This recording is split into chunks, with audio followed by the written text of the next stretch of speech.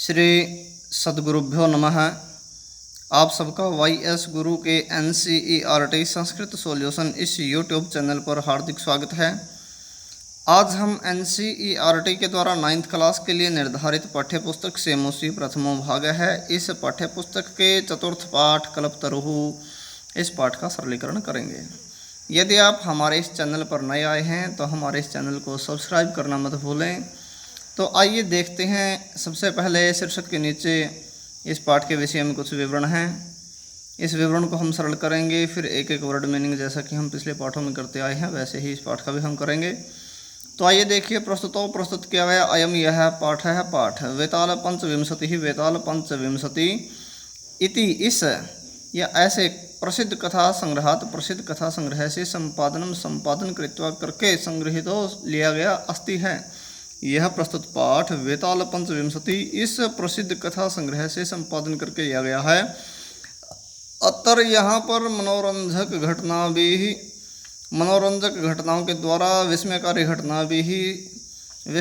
घटनाओं के द्वारा हैरान करने वाली घटनाओं के द्वारा और जीवन मूल्यों का निरूपण वर्तते है। यहाँ पर मनोरंजक घटनाओं के द्वारा और हैरान करने वाली घटनाओं के द्वारा जीवन मूल्यों का निरूपण है। कहाँ पर? इस ग्रंथ के अंदर। अस्याम इस कथा में पूर्व कालतः प्राचीन समय से एव ही स्वगृह उद्यान स्व अपने गृह घर उद्यान बगीचे में अपने घर के बगीचे में स्थित हुए कल्प वृक्ष से जिमुत वाहन है। जिमुत वाहन यह एक राजा का नाम है। जिमुत वाहन लौकिक पदार्थों को यानी कि सांसारिक वस्तुओं को न याचते नहीं मांगता है। इस कथा में प्राचीन समय से ही अपने घर में स्थित कल्प वृक्ष यह सभी मनोकामनाओं को पूरा करने वाला एक वृक्ष है। लेकिन फिर भी जो जिमुत वाहन है वो सांसारिक पदार्थों को नहीं मांगता है। अपितु मीन्स बल्कि वह सांसारिक प्राणी नाम संसार के प्राणियों के दुखों को अपाकरणाय दूर करने के लिए वरदान याचते मांगता है। बल्कि वह सांसारिक प्राणियों के दुखों को दूर करने के लिए वरदान मांगता है। यह तो ही क्योंकि लोक भोग्या संसार में भोगे जाने वाले सुख देने वाले भौतिक पदार्थ सांसारिक पदार्थ जल पानी तरंग लहर वद समान पानी की लहर के समान अनित्य सदा रहने वाले नहीं, जो सदा रहने वाले नहीं हो, अनित्य नष्ट होने वाले भी कह सकते हैं हम, संति हैं।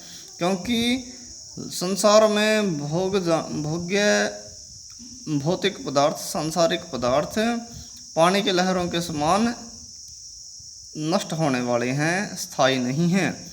अस्मिन इस संसार में केवल परोपकार है। परोपकार एव ही सर्वोत्कृष्टम सबसे अच्छा सबसे उत्तम चिरस्थायी और लंबे समय तक रहने वाला तत्व अस्ति है। इस संसार में केवल परोपकार ही सबसे उत्तम और ज़्यादा समय तक रहने वाला स्थायी तत्व है। तो यह था इस पाठ के विषय में विवरण। अब यहाँ पर आप देख सकते हैं सबसे पहले जो पहली पंक्ति है वो कथा की यहाँ से शुरू होती है। अस्ति हिमवान नाम सर्वरत्न भूमि ही नगेंद्र है। तो जैसी कथा इसमें चल रही है वैसे कि वैसे हम एक एक वर्ड मीनिंग आपको समझाएंगे, इस कथा को सरल करेंगे। तो आइए देखते हैं कॉपी के अंदर। यहाँ पर आप देख सकते हैं यह है हमारा चतुर्थ पाठ कल्पतरुः। इसका अर्थ होता है कल्प वृक्ष। और यहाँ से कथा शुरू हो गई। अस्ति मीन्स है हिमवान या हिमालय। नाम नामक सर्वरत्न भूमि सारे रत्नों की भूमि नगेंद्र पर्वतों का राजा। यहाँ पर पहली पंक्ति पूरी हो गई। सारे रत्नों की भूमि पर्वतों का हिमालय नामक पर्वतों का राजा है। सारे रत्नों की भूमि हिमालय नामक पर्वतों का राजा है। तस्य उसके किसके? हिमालय के सानोह शिखर के ऊपर विभाति सुशोभित हो रहा है कंचनपुर नामक नगर। उसके शिखर के ऊपर कंचनपुर नामक नगर सुशोभित हो रहा है। तत्र वहाँ पर उस नगर में जिमुत केतु इति ऐसा श्रीमान विद्याधरों का पति वस्ति समय रहता था। वहाँ पर जिमुत केतु ऐसा श्रीमान विद्याधरों का पति रहता था। तस्य उसके गृहोद्याने घर के बगीचे में कुल क्रमागतः परंपरा से प्रागत कल्पतरुः कल्पवृक्ष स्थित था। उसके घर के बगीचे में, किसके घर के बगीचे में? जिमुतकेतु के घर के बगीचे में परंपरा से प्राप्त कल्प वृक्ष स्थित था। उस राजा जिमुतकेतु ने तम उस राजा जिमुतकेतु ने तम उस कल्पतरुम कल्प वृक्ष को या कल्प वृक्ष की आराध्य पूजा करके या पूजकर, उस कल्प वृक्ष की पूजा करके या उस कल्प वृक्ष को पूजकर, तत्प्रसादात उसकी प्रसन्नता से और उसकी पूजा करके और उसकी प्रसन्नता से बोधिसत्वांश संभवम, बोधिसत्व के अंश से उत्पन्न जिमुतवाहन नाम अर्थात नामक पुत्र को प्राप्त किया।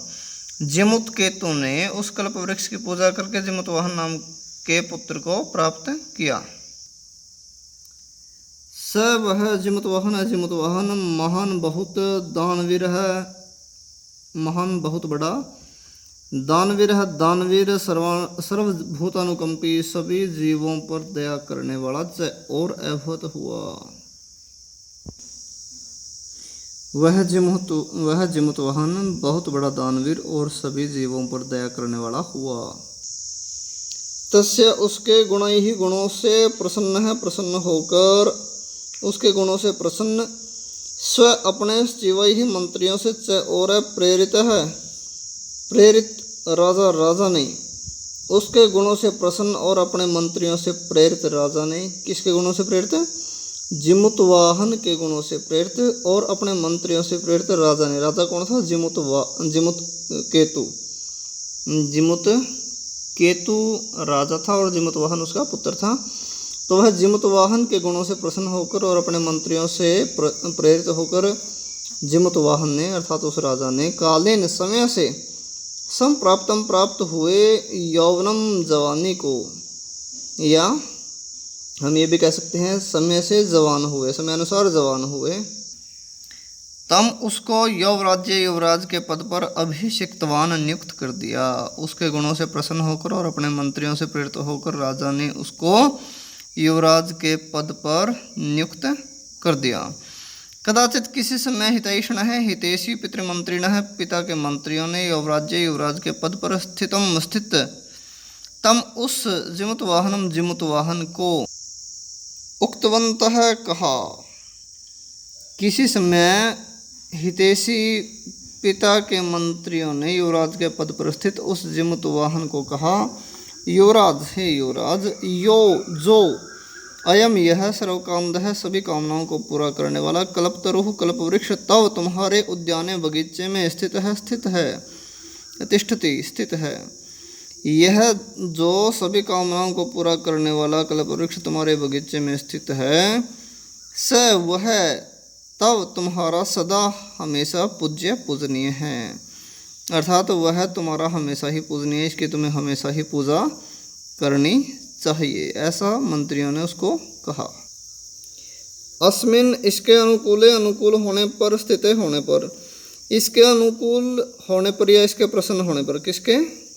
कल्प वृक्ष के सती होने पर, इसके अनुकूल स्थित होने पर, शक्र है इंद्र अपि भी असमान हमको बाधितुम दुखी या बाधित नहीं शक्नुयात कर सकता। इसके प्रसन्न होने पर हमको इंद्र भी दुखी नहीं कर सकता। इति ऐसा उन्होंने कहा। यहाँ पर पंक्ति पूरी हो गई। एतत् यह आकर्ण्य सुनकर जिमुतवाहन ने यह सुनकर जिमुतवाहन ने अचिंत्यत सोचा, यह सुनकर जिमुतवाहन ने सोचा, अहो अस्त्रियः ईदृशम, ऐसे या ऐसा अमरपादपम अमर वृक्ष को प्राप्त करके अपि भी पूर्वई पहले पूर्वजों द्वारा, आश्चर्य है ऐसे अमर वृक्ष को प्राप्त करके भी पहले पूर्वजों द्वारा, अस्माकम हमारे पूर्वजों द्वारा, तादृशम वैसा फल किमपि कुछ भी नहीं प्राप्त किया गया। तो उन मंत्रियों की बात सुनकर जिमुतवाहन ने सोचा कि आश्चर्य है ऐसे अमर वृक्ष को प्राप्त करके भी हमारे पहले पूर्वजों द्वारा वैसा कुछ भी फल प्राप्त नहीं किया गया। परंतु केवल कश्चिदेव, केवल कुछ ही कृपणाई ही कंजूसों द्वारा कश्चित कुछ अपि भी अर्थ है धन अर्थितः प्राप्त किया गया। केवल कुछ ही कंजूसों द्वारा कुछ धन भी प्राप्त किया गया, कुछ धन ही प्राप्त किया गया। तद तो हम मैं अस्मात् इस कल्पतरोह कल्प वृक्ष से, तो मैं इस कल्प वृक्ष से अभीष्टम अभीष्ट कार्य को साधयामि पूरा करता हूँ, तो मैं इस कल्प वृक्ष से अभीष्ट कार्य को साधयामि पूरा करता हूँ, तो मैं इस कल्प वृक्ष से अभीष्ट कार्य को पूरा करता हूँ। इति ऐसा एवं इस प्रकार आलोच्य सोचकर से वह पिता के अंतिकम पास में आगछत आया। तो ऐसा सोचकर वह पिता के पास में आया। च आगत्य आकर च और सुखम आराम पूर्वक आसीनम बैठे हुए पितरम पिता को एकांत में निवेदन किया। वह उसके पिता के पास में आया और एकांत में आराम पूर्वक बैठे हुए पिता को निवेदन किया। तात हे पिताजी तुम तो जानासी जानते हो एव ही यद कि अस्मिन इस संसार सागरे संसार रूपी सागर में और लिख सकते हैं बाद में संसार सागरे संसार रूपी सागर में, यह मैंने लिखना याद नहीं रहा, आप लिख लेना सागर में, संसार रूपी सागर में। आ शरीरम शरीर से लेकर इदम सर्वम यह सब धनम धन वेचिवत लहरों के समान चंचलम अस्थिर है। कि हे पिताजी तुम तो जानते ही हो इस संसार रूपी सागर में शरीर से लेकर यह सारा धन लहरों के समान अस्थिर है, चंचल है। एक है एक परोपकार है, परोपकार ही एव ही एक परोपकार ही अस्मिन इस संसार में अनस्वर है। केवल एक परोपकार ही इस संसार में अनस्वर है जो कभी नष्ट नहीं होता। यो जो युगांत पर्यंतम कई युगों तक यशः प्रसिद्धि प्रसूयते फैलाता है, जो कई युगों तक प्रसिद्धि फैलाता है। अर्थात परोपकार की महिमा बताई कि अगर हम किसी का भला करेंगे तो हमारी प्रसिद्धि कई युगों तक फैलेगी।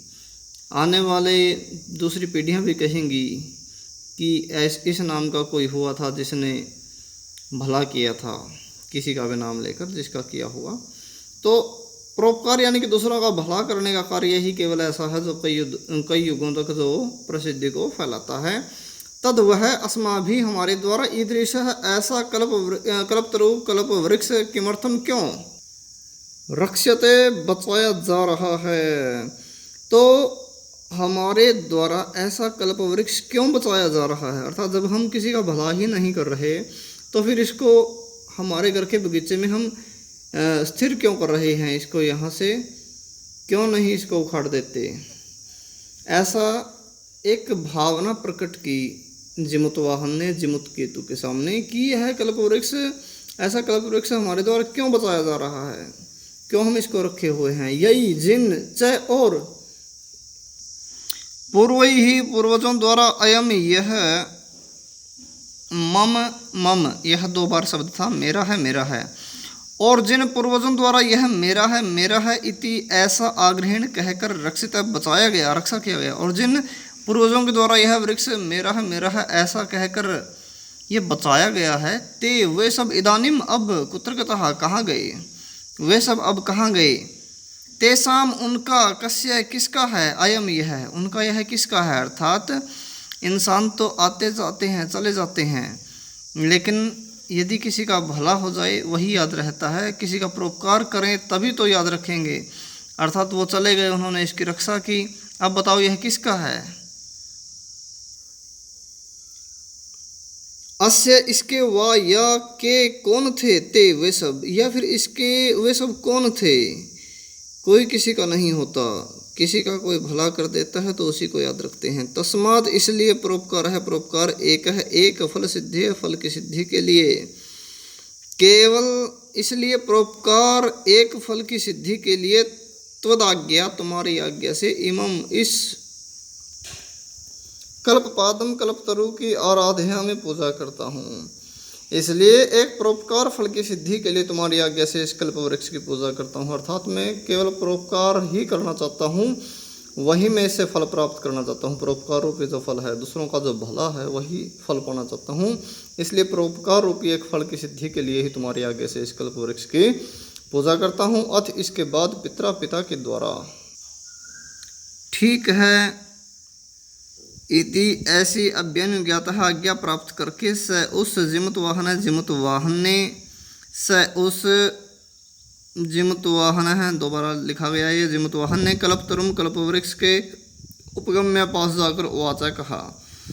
इसके बाद पिता के द्वारा, ठीक है, ऐसी आज्ञा प्राप्त करके उस जिमत वाहन ने कल्प वृक्ष के पास जाकर वाचा कहा, देव हे देव, तवया तुम्हारे द्वारा अस्मत हमारे पूर्वेशाम पूर्वजों के अभीष्ट कामः कार्य पूरितः पूरे किए गए। कि हे देव, तुम्हारे द्वारा हमारे पूर्वजों के अभीष्ट कार्य पूरे किए गए। तत्तो मम, मेरे एकम एक काम को, तो मेरे एक काम को पूरा करें, तो मेरे एक काम को पूरा करें। यथा जैसे पृथ्वी को अदरिद्राम संपन्न या समृद्ध पश्यामी देखता हूँ, तथा वैसा करोतु कर दो, जिसे मैं इस सारी पृथ्वी को संपन्न देखूं, अर्थात कोई भी गरीब ना रहे, वैसा कुछ कर दो। ऐसा वरदान जिमतवाहन ने उस कल्पवृक्ष से मांगा। देव हे देव इति ऐसा हे देव कहकर उन्होंने जिमतवाहन ने उसको प्रार्थना की। एवं इस प्रकार वादिनी कहने पर जिमतवाहन के इस प्रकार कहने पर त्यक्तः छोड़ दिया गया हूँ, तव्य तुम्हारे द्वारा, ऐसा है यह अहम मैं यातः जा रहा अस्मि हूँ, कि तुम्हारे द्वारा मैं यह छोड़ दिया गया हूँ, मैं यह जा रहा हूँ। इति ऐसी वाक वाणी तस्मात् उस तरोह वृक्ष से उत्पन्न हुई। ऐसी वाणी उस वृक्ष से उत्पन्न हुई, अर्थात क्या समझ में आया? यहाँ पर वृक्ष की भी इच्छा थी कि मेरे से कुछ मांगते ही नहीं हैं, मेरे को एक ही स्थान पर स्थिर किए हुए हैं। तो जिमतवाहन के ऐसा कहते ही उस वृक्ष ने कहा कि मैं यह तुम्हारे द्वारा छोड़ दिया गया हूँ, अर्थात आज तुमने मेरे को कोई कार्य बता दिया और अब मैं यह कार्य करने के लिए जा रहा हूँ। तुम्हारे द्वारा मैं छोड़ दिया गया हूँ, ऐसा काम बता दिया गया, अब मेरे को यहाँ से निकलना ही होगा, यहाँ से जाना ही होगा। क्षणेन क्षण भर में च और स वह कल्पतरुः कल्प वृक्ष दिवम आकाश को या स्वर्ग को समुत्पत्य उड़कर भूवि धरती पर तथा वैसी वसोनी धन को अवर्षत बरसाया। और क्षण भर में ही उस कल्प वृक्ष ने आकाश में उड़कर धरती पर वैसे धन को बरसाया, यथा जैसे न नहीं कोपी कोई भी दुर्गतः गरीब आश्रित रहा, अर्थात ऐसे धन बरसाया जैसे कोई भी गरीब नहीं रहा। ततः तब से तस्य उस जिमतवाहन का सभी जीवानुकंपया जीवों पर दयालुता से सर्वत्र सभी जगह यश प्रसिद्धि प्रतिथम फैल गई। तब से उस जिमतवाहन की सभी जीवों पर दयालुता से सभी जगह प्रसिद्धि फैल गई। अर्थात इसका जो हम मोरल इस कथा का यदि हम समझें तो इससे हमें यही समझ में आता है कि यदि हमारे अंदर सामर्थ्य है, हमारे पास यदि कुछ ऐसा है जिससे दूसरों का भला हो जाए, तो हमें परोपकार अवश्य ही करना चाहिए। तो अब मैं आशा करता हूँ कि आप सबको हमारी ये वीडियो, हमारी ये मेहनत ज़रूर पसंद आई होगी। हमारे इस चैनल को ज़्यादा से ज़्यादा लाइक करें, शेयर करें, कमेंट करें। धन्यवाद। जय तु संस्कृतम, जय तु भारतम।